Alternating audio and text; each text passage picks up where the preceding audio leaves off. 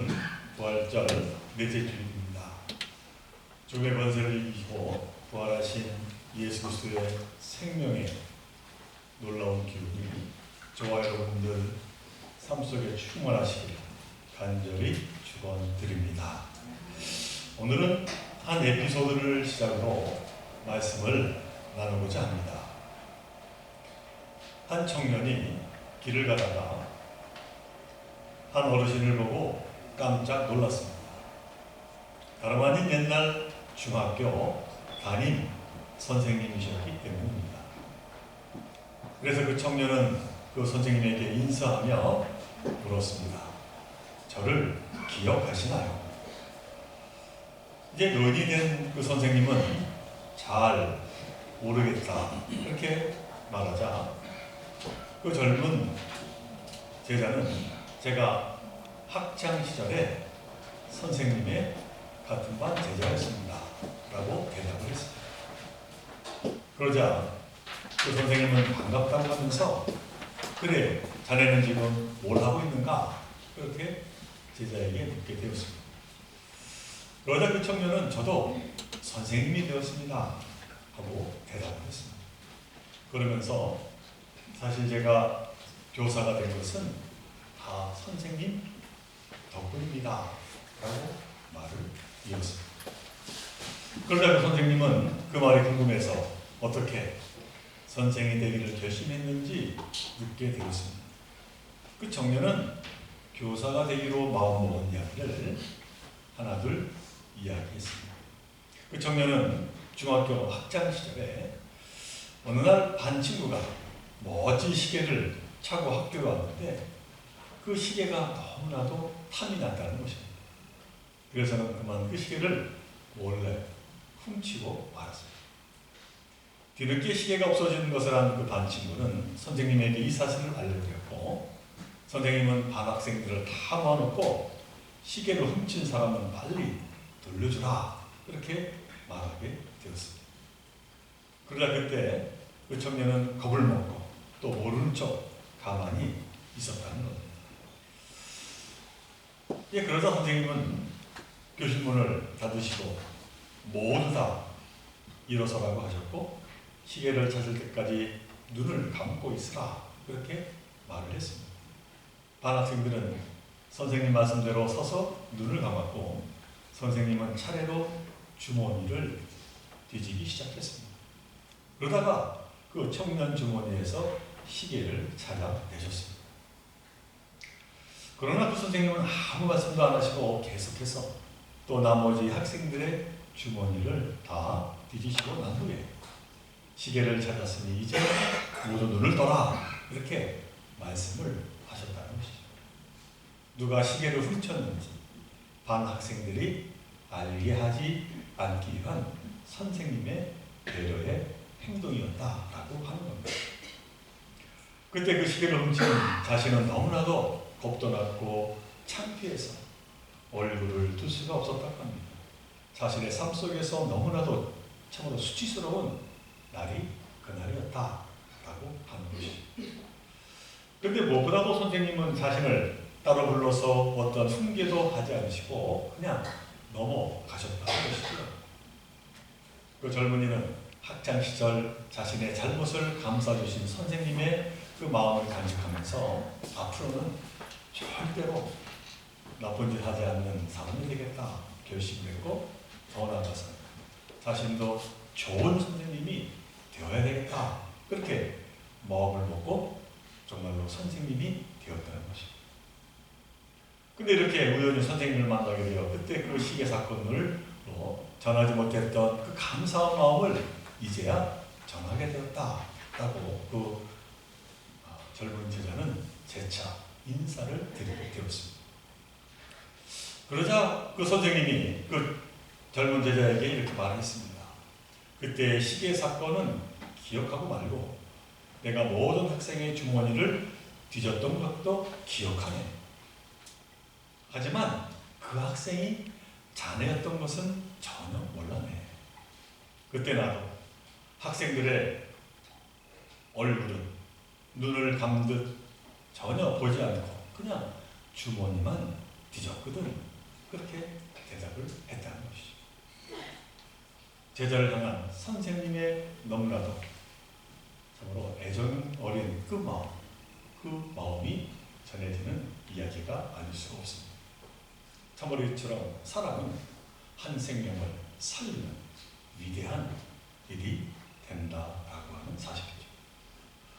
마태복음 22장 36절에서도 보면 한 율법사가 예수님을 시험하며 율법 중에서 어느 계명이 큰지를 묻게 되었을 때 이렇게 대답을 하셨습니다. 예수께서 이르시되 내 마음을 다하고 목숨을 다하고 뜻을 다하여 주 너의 하나님을 사랑하라 하셨으니 이것이 크고 첫째 되는 계명이요 둘째도 그와 같으니 네 이웃을 내 자신같이 사랑하라 하셨습니다. 이 두 계명은 온 율법과 선지자의 강론이라. 그러니까 서로 사랑하며 살아가는 것이 너무나도 중요한 계명 중에 계명이라고 말씀을 하신 것이죠. 자, 그러나 이처럼 하나님을 사랑하듯 이웃을 사랑하고 살아간다라고 하는 것이 말처럼 쉬운 일은 아닙니다. 어찌 보면 이 시대에 가장 진부한 단어가 바로 이 사랑이라고 하는 단어가 아닌가 하는 생각도 해봅니다. 지금의 현대인들은 남에게 관심을 두고 살기에 너무나도 바쁜 삶을 살아가고 있는 것 같습니다. 그러나 그럼에도 불구하고 사랑은 삶의 가장 중요한 가치요, 덕목이요, 의미요, 목적이 아닐 수가 없습니다. 우리가 보람되고 기쁘고 행복하게 살아가는 데 있어서 가장 필요하고 충분한 요소가 바로 사랑, 바로 이 사랑이기 때문입니다. 저는 오늘 그래서 너무나도 익숙한 말씀을 본문으로 택했습니다. 우리가 너무나도 잘 아는 사랑의 창고로 알려진 고린도전서 13장의 말씀입니다. 물론 단지 몇 마디 말이나 문장으로 이 사랑을 설명하고 또 이 사랑에 대해 이야기한다는 것은 불가능한 일일 것입니다. 그러나 오늘 본문의 말씀은 이 사랑에 대해서 참으로 많은 것을 깨우쳐주는 너무나도 소중한 말씀이 아닐 수가 없습니다. 그러므로 오늘 이 말씀을 통해서 사도 바울이 전하고자 하는 이 사랑에 대해서 함께 생각하며 은혜를 나누었으면 합니다. 이 오늘 본문의 말씀은 그 자체 그대로 딱 떼어서 독립적인 내용으로 음미해도 충분한 의미를 지닌 말씀입니다. 그러나 이 사도 바울의 모든 서신이 그렇듯이 오늘 본문 역시 특정한 맥락을 가지고 있다라고 하는 것이죠. 그리고 그것은 다름 아니라 말 많고 탈 많은 이 고린도 교회의 사정에 기인하여 이렇게 사랑의 말씀을 사도 바울이 전했다라고 하는 사실입니다. 오늘 이 본문의 배경은 이 고린도 교회가 세워진 고린도 시라고 말씀을 드릴 수 있습니다. 그런데 이 고린도 시는 이 로마 시대에 들어와서 로마와 알렉산드리아와 안디옥의 다음가는 네 번째 큰 도시였습니다.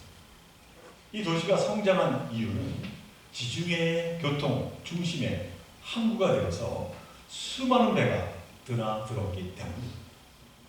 이 때문에 이 고린도시는 수많은 인파가 늘 북적거렸고 흥청거리는 도시가 되었고 향락이 넘치는 도시가 되었습니다. 그리고 게다가 인구의 절반가량이 노예 출신이었습니다. 그래서는 우상 숭배가 매우 극심했습니다. 따라서 모든 인간이란 주위 환경의 영향을 받을 수밖에 없듯이 이 고린도 교회의 교인들도 성도가 된 이후에도 고린도시의 이와 같은 환락의 환경 속에서 온전한 신앙을 유지하기가 너무나도 힘들었습니다. 그 결과 고린도 교회는 너무나도 골치 아픈 문제들이 계속해서 꼬리를 물고 일어나게 되었습니다.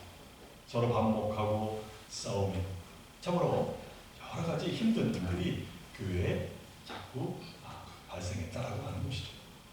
특히 고린도 교회 구성원들은 구약 성경을 알고 있는 유대인들보다는 이를 전혀 모르는 이방인들이 훨씬 많았음을 성경은 말합니다. 그리고 오늘 이 본문이 들어있는 고린도전서 1장 26절에 보면은 고린도 교회의 성도들의 구성이 어떠했는지를 우리가 보게 됩니다. 쉬운 세번역으로 그 내용을 한번 봉독해 봅니다.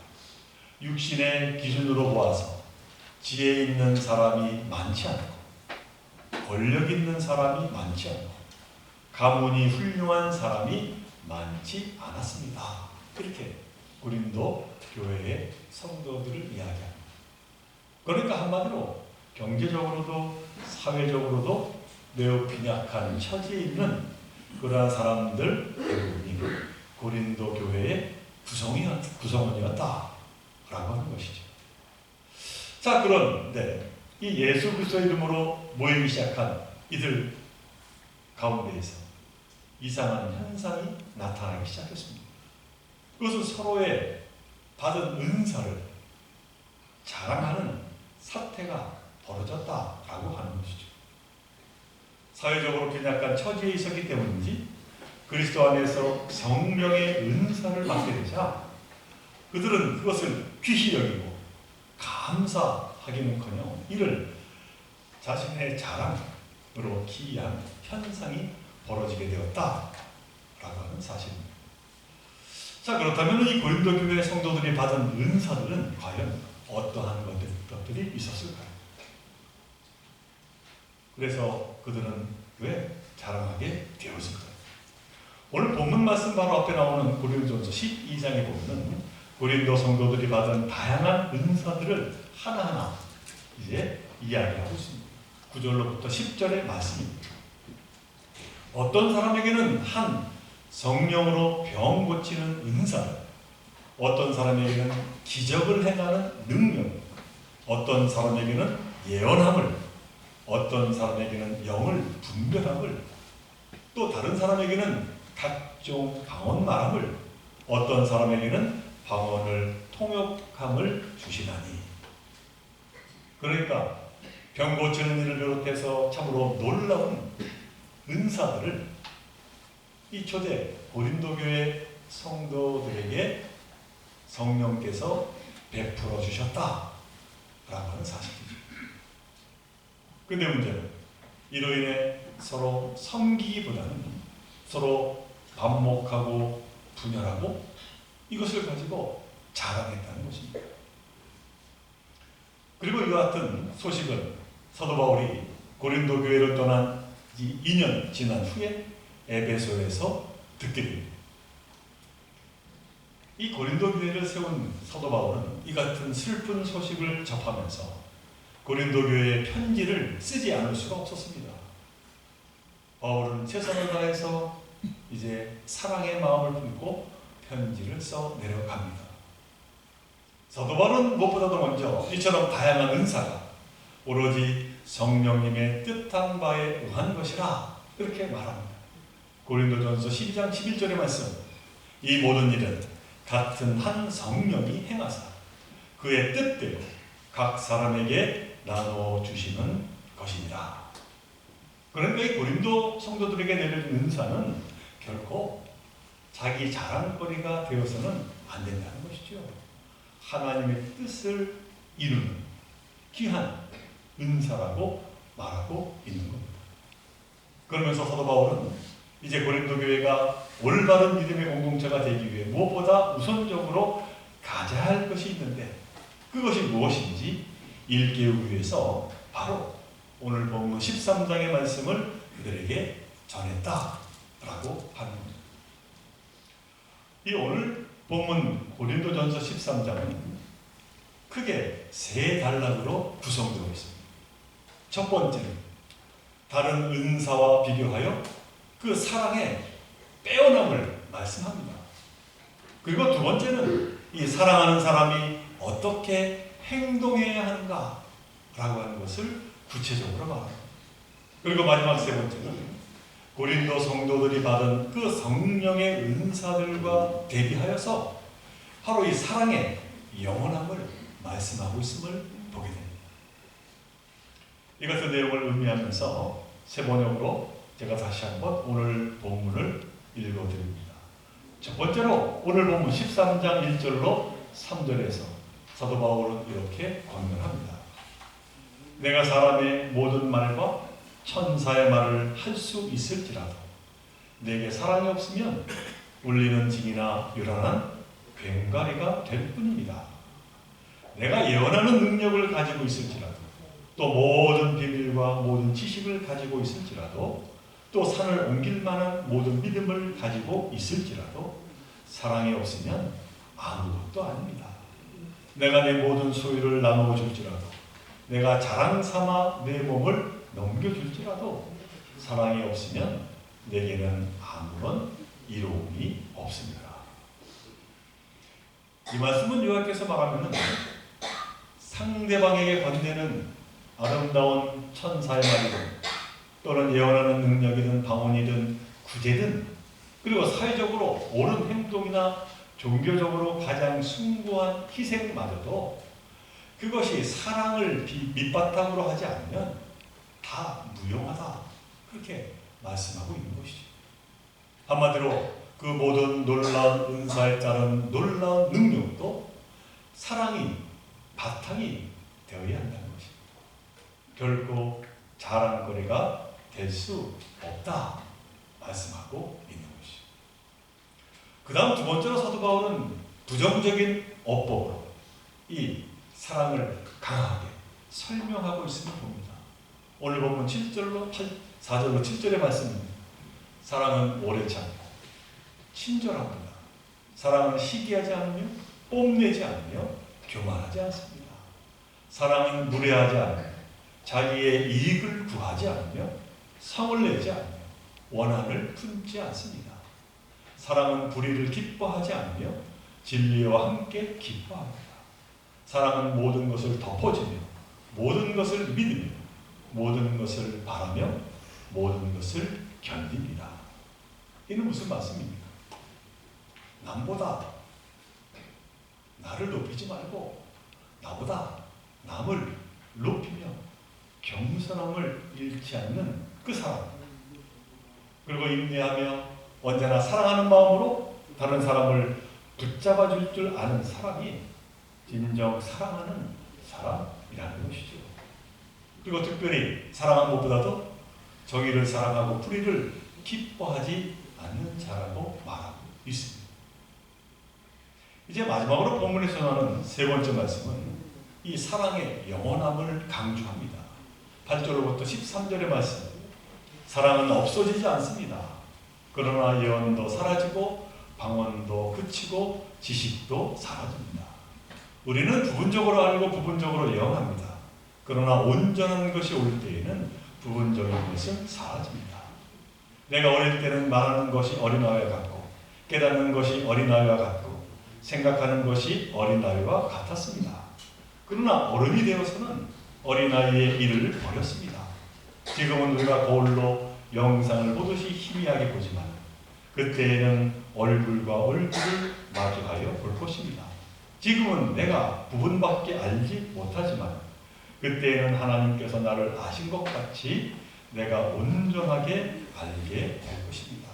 그러므로 믿음, 소망, 사랑 이 세 가지는 항상 있을 것인데 그 가운데서 으뜸은 사랑입니다. 좀 긴 내용입니다만 이는 무슨 말씀입니까? 모든 은사가 물론 무가치한 것은 아닐지라도 그 은사들은 한시적인 그런 의미를 지니고 있을 뿐 사랑만큼 영원한 것은 없다. 그렇게 말씀을 하고 있는 것이죠. 사도 바울은 이처럼 고린도 성도들에게 가장 으뜸이 되는 사랑, 그 사랑을 통하여 다시 마음을 모으고 뜻하는 하나님의 그 뜻하는 바를 이루어가는 공동체가 될 것을 강조하고 있는 것입니다. 그러면서 결론적인 한마디를 다시 한번 그들에게 던지고 있습니다.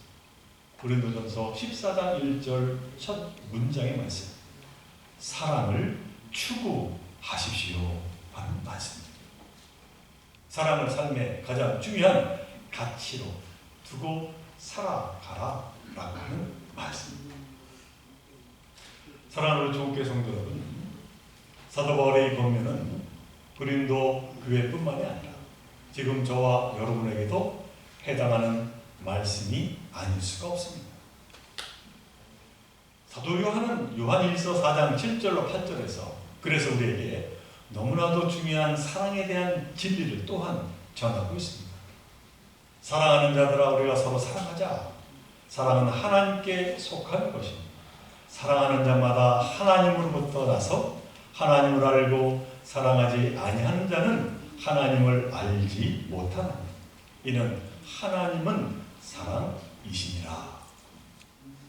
이는 사랑을 모르면 하나님을 도무지 알 수 없다는 것이죠. 하나님에 대한 인식은 바로 이 사랑으로서만 온전해진다는 겁니다.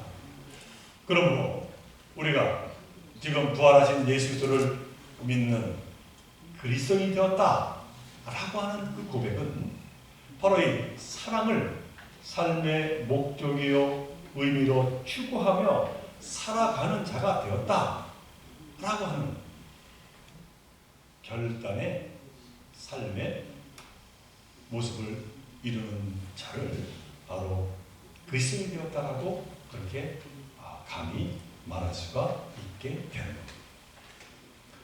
그러나 처음에 말씀드렸듯이 사랑의 삶을 살아가는 것 말처럼 쉬운 일이 아닙니다. 아니 솔직히 우리는 어떻게 살아가는 것이 사랑하는 삶인지 말로는 사랑한다고 했고 또한 행동도 사랑한다고 했지만은 그러나 그 사랑의 실체가 무엇인지를 우리는 잘 알지 못하며 살아가는 경우가 너무나 많습니다. 그러나 적어도 사랑이 아닌 것을 분별할 능력은 우리가 지니고 있습니다. 그 저 행동이, 저 말이 정말로 사랑일까 아닐까 우리는 분별할 수 있다라고 하는 것이죠. 바로 그 분별력을 통해서 우리는 사랑의 윤곽을 다시 그릴 수가 있고 그 사랑을 향해 우리는 한 걸음씩 나아갈 수 있게 된다는 사실입니다. 지금 이 땅에는 하나님의 이름으로 많은 일이 행해지고 있습니다. 그러나 그 안에 진정 사랑이 있는지 우리는 잘 분별해야 할 것입니다.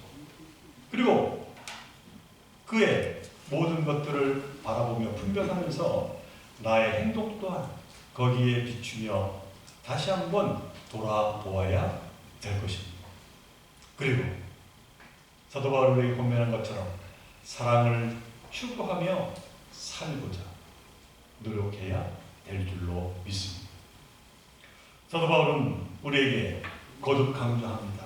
믿음, 소망, 사랑 이 세 가지는 항상 있을 것인데 그 가운데서 으뜸은 사랑이라고 말합니다. 바라기는 이 말씀의 뜻을 깊이 새기면서 그 뜻을 깨달아 진정 사랑의 삶을 살아내므로 이 땅에서 하늘나라의 기쁨을 누리며 살아가는 저와 여러분들 모두가 되시기를 주님의 이름으로 간절히 축원을 드립니다. 함께 그 사랑하는 하나님, 오늘 고린도전서 13장을 통해서 참으로 사도 바울의 권면의 말씀을 함께 봅니다. 사랑하는 자, 진정 그리스도인이 됨을 말씀하고 있습니다. 사도 바울이 그러므로 사랑을 추구하라 우리에게 권면합니다. 저희도 부족하지만은 사랑의 삶을 살고자 다짐하며 노력하는 저희들 모두가 되게 하여 주옵소서. 나를 사랑하고 또한 내 가정을 사랑하고 우리 좋은 교회를 사랑하고 이웃을 사랑하는 사랑의 삶을 이루어가는 저희들 모두가 되게 하여 주옵소서. 이 모든 것 간절히 바라오며 우리 주 예수 그리스도 이름으로 기도드리옵나이다.